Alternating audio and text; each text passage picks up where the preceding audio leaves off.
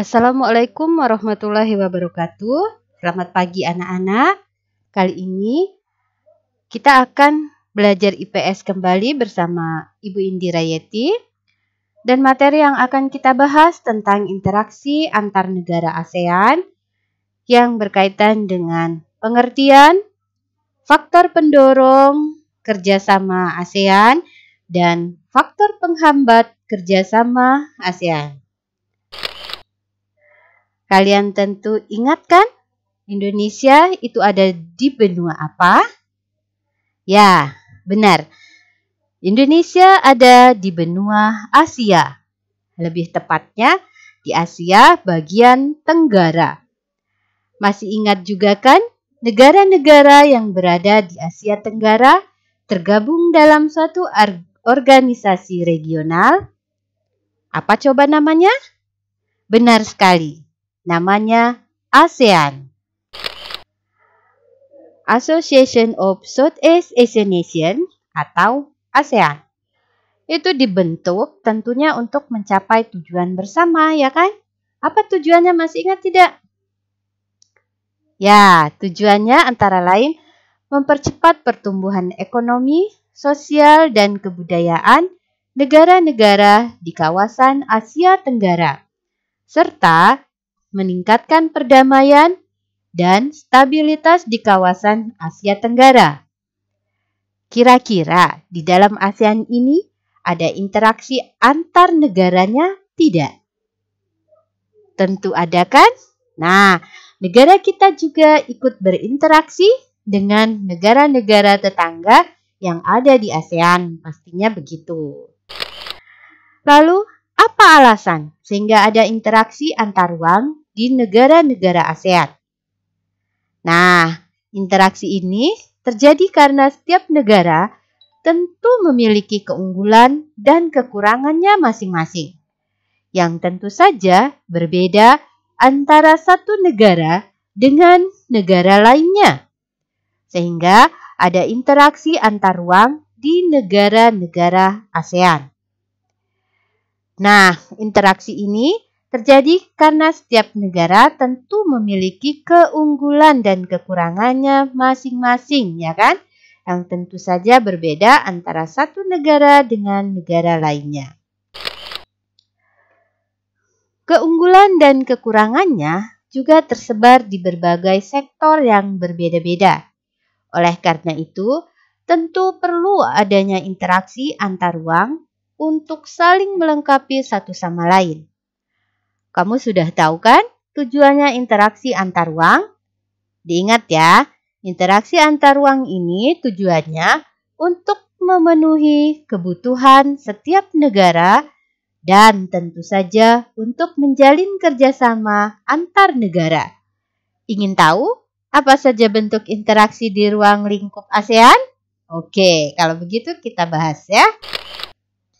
Interaksi ekspor-impor. Nah, kalau berdasarkan subjudul, ekspor dan impor pasti kalian tidak asing kan? Ini berkaitan dengan bidang apa? Betul, berkaitan dengan bidang perdagangan ya. Jadi, salah satu negara yang sering melakukan interaksi ekspor-impor dengan Indonesia itu adalah Thailand. Dan banyak lagi yang lain. Kira-kira apa saja ya interaksi ekspor-impor antar Indonesia dan Thailand? Oke, Indonesia ternyata pernah melakukan impor beras dan impor gula dari Thailand. Indonesia melakukan hal tersebut karena produksi beras dan gula pernah mengalami penurunan, sehingga tidak mampu memenuhi kebutuhan masyarakat secara luas. Di sisi lain, produksi kedua komoditi tersebut cukup melimpah di Thailand. Jadi terjadilah kegiatan ekspor-impor antara Indonesia dan Thailand. Kira-kira Indonesia pernah melakukan ekspor-impor dengan negara lainnya di ASEAN atau tidak? Oke. Kalian perhatikan gambar berikut. Ini adalah kegiatan ekspor-impor Indonesia dan negara-negara ASEAN. Indonesia dan Singapura ini pernah melakukan kegiatan perdagangan minyak bumi, gas alam, dan timah. Kemudian Indonesia dan Filipina pernah melakukan kegiatan perdagangan minyak bumi, baja, besi, aluminium, serta gula. Kemudian Indonesia dan Brunei Darussalam pernah melakukan kegiatan perdagangan sayur-sayuran, buah-buahan, dan pakaian jadi. Silahkan kalian cari kegiatan dengan negara lainnya selain dengan Singapura, dengan Filipina, Brunei Darussalam, dan Thailand. Oke, sekarang kita lihat interaksi sumber daya manusia. Selain berkaitan dengan kegiatan ekspor-impor ini, interaksi antar ruang juga berkaitan dengan pendistribusian sumber daya manusia. Nah, maksudnya seperti apa? Jadi, tidak hanya barang maksudnya, Nak. Tidak hanya bahan baku yang bisa dikirim ke negara lain, tetapi juga ternyata bisa mengirimkan sumber daya manusia. Bentuknya berarti pengiriman tenaga kerja, begitu kan? Ya, betul sekali ya. Contohnya distribusi tenaga ahli seperti apa? Oke, seperti dokter, kemudian perawat ya, kemudian transfer teknologi dan transfer ilmu. Banyak lagi yang lainnya sebenarnya. Nah, ternyata interaksi antar ruang yang terjadi antar negara itu sangat dibutuhkan. Kenapa? Karena dengan diadakannya distribusi tenaga ahli tersebut akan ada transfer teknologi dan ilmu tentunya. Meski demikian, tapi kita tidak boleh terlalu bergantung dengan bantuan dari negara lain ya. Sebagai generasi penerus bangsa, Nak, kamu harus belajar yang rajin supaya bisa terus mengembangkan diri ya, Nak. Seperti itu. Lalu apa faktor pendorong sehingga terjadinya kerjasama di ASEAN? Pastinya setiap kerjasama itu ada faktor pendorong dan faktor penghambatnya. Sekarang kita bahas dahulu faktor pendorong kerjasama ASEAN. Yang pertama, persamaan dan perbedaan sumber daya alam. Jadi, negara-negara ASEAN yang terletak di kawasan yang sama, jadi meski demikian setiap negara tadi memiliki potensi yang berbeda-beda. Jadi walau ada di kawasan yang sama, tidak semuanya sama, ada beberapa perbedaan. Nah, perbedaan ini menyebabkan terjadinya interaksi antar negara yang saling membutuhkan.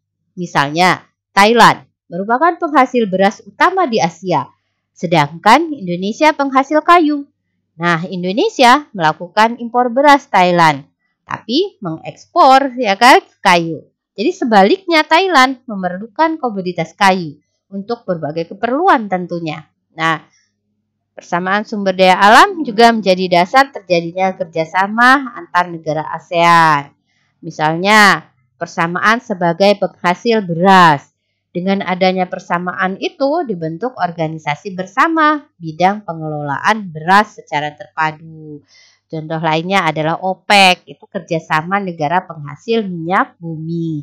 Jadi setiap persamaan dan perbedaan itu ternyata menyebabkan munculnya kerjasama. Kalau perbedaan, muncullah akhirnya ekspor dan impor, ya kan? Sementara kalau persamaan tadi, muncullah satu organisasi yang bisa mengelola sesuatu secara bersama-sama. Oke, paham ya? Oke.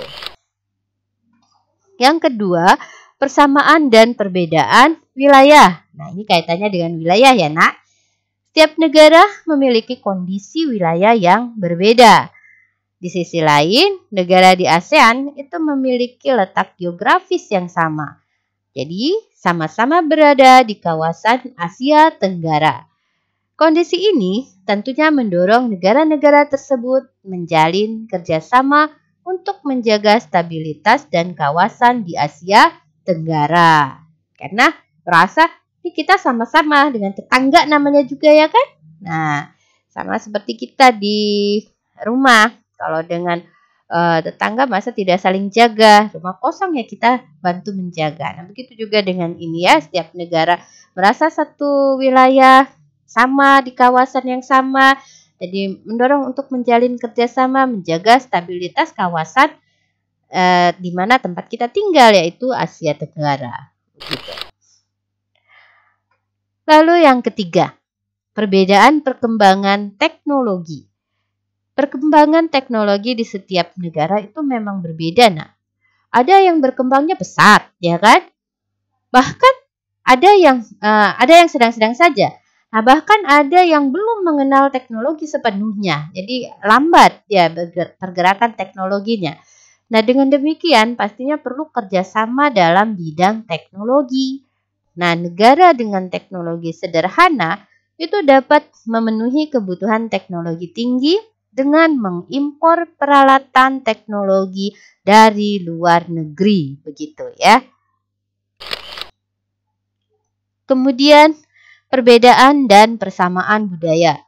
Budaya itu merupakan salah satu ciri khas dari setiap negara. Nah, persamaan budaya antar negara ini menjadi pendorong kerjasama di bidang budaya. Nah, salah satu budaya yang berkembang di Indonesia itu adalah budaya Melayu. Beberapa negara ASEAN lain juga memiliki budaya yang sama, seperti Malaysia, Singapura, Brunei Darussalam. Nah, persamaan ini mendorong tentunya adanya kerjasama dalam melestarikan budaya Melayu. Begitu. Kemudian berikutnya adalah kesamaan ideologi.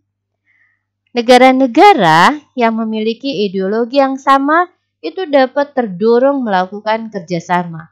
Contohnya NATO.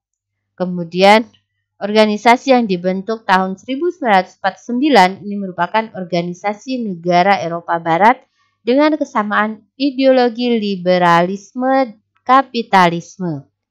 Contoh lainnya yaitu Pakta Warsawa yang terdiri dari Uni Soviet serta 7 negara Eropa Timur ini memiliki kesamaan ideologi komunisme. Pakta Warsawa dibentuk tahun 1955 dan dibubarkan tahun 1991.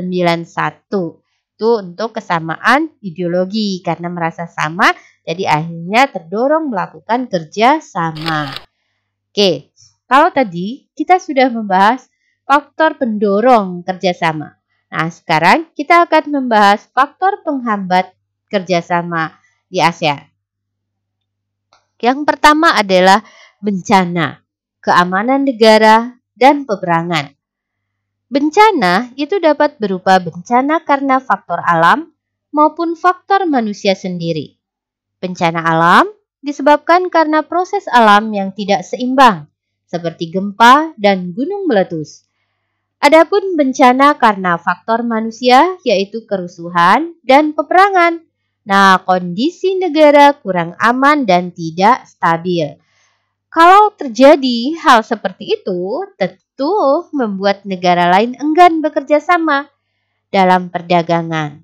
Tentu mereka tidak mau kan barangnya hilang atau barangnya tidak dibayar karena kondisi yang tidak stabil tersebut. Oleh sebab itu, kegiatan kerjasama antar negara dapat terhambat. Begitu pula jika terjadi perang. Contohnya pada Perang Dunia II. Negara yang tergabung dalam sekutu itu tidak akan bekerja sama dengan Jerman. Jadi kondisi ini sangat mempengaruhi karena yang dibutuhkan untuk kerjasama itu adalah kondisi yang aman. Sehingga apabila terjadi bencana, adanya peperangan, ketidakamanan suatu negara, maka kerjasama pun akan terhambat. Oke, paham ya? Baik, kita bahas berikutnya kebijakan pemerintah. Ini pun menjadi penghambat. Nah, kebijakan pemerintah suatu negara itu dapat menghambat kerjasama negara tersebut dengan negara lain. Salah satu contohnya adalah kebijakan yang cenderung menutup diri dari negara-negara lain atau isolasi yang dilakukan pemerintah Korea Utara contohnya. Jadi seperti itu.